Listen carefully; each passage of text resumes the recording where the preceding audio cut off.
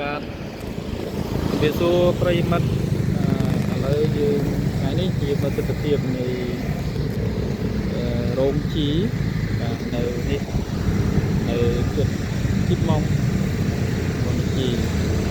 ហើយនោះក៏ជាទេសភាពរូបភាពសម្រាប់ប្រវត្តិសាស្ត្រតែអនាគតដែរទៀតទៅប្រហែលជាកន្លែងនេះរៀបចំផ្លាយជាមានដីមានអីស្អាតទៅក៏លែងមានរោងជីបែបនេះទៀតប្រហែលអត់ទុកជាអនុស្សាវរីយ៍សម្រាប់ទៅ10ឆ្នាំខាងមុខទៀតអានេះតែជី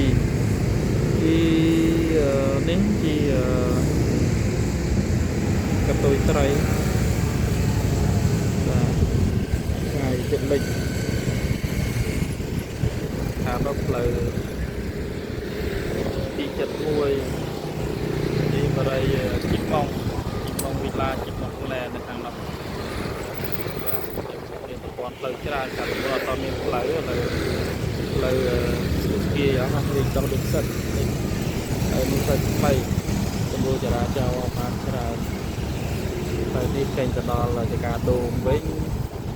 ហើយឡើងទៅចិត្តមួយវិញហើយទិដ្ឋភាពបរិយាទៅខ្លីៗបងប្អូនប្រិយមិត្តដែល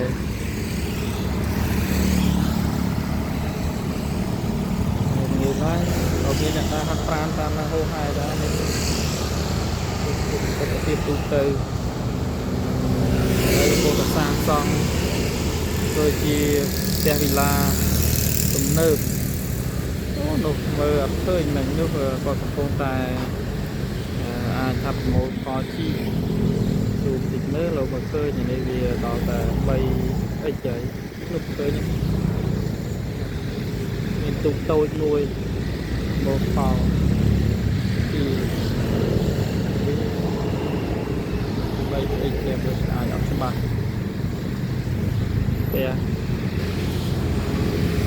ខាងចែកទុកឲ្យមានបន្លោះផ្លូវទៅធោយឺតឲ្យវាធ្វើមុខអ្នកទេសនាន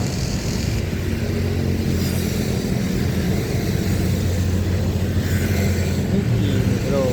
3រោងដែរមកទៅបានផលច្រើនគួរសមមើលទៅ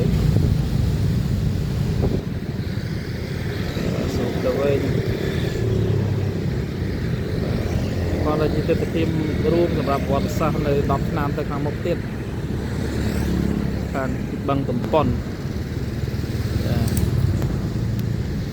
តំប៉ុនអូខេអត់មានអីទេខ្លីៗសម្រាប់ថ្ងៃនេះចរាចរណ៍ពមៀញយកម៉ោង 7:05 ចរាចរណ៍ចេញចូលទៅក៏បានរំដោះចរាចរណ៍បានច្រើនធ្វើឲ្យផ្លូវខាងនោះទលាយអ្នកដែលចង់ទៅចកាដូមទៅតាមផ្លូវនេះទៅដល់ចកាដូមតែម្ដងអញ្ចឹងចកាដូមស្ទះវិញម្ដងច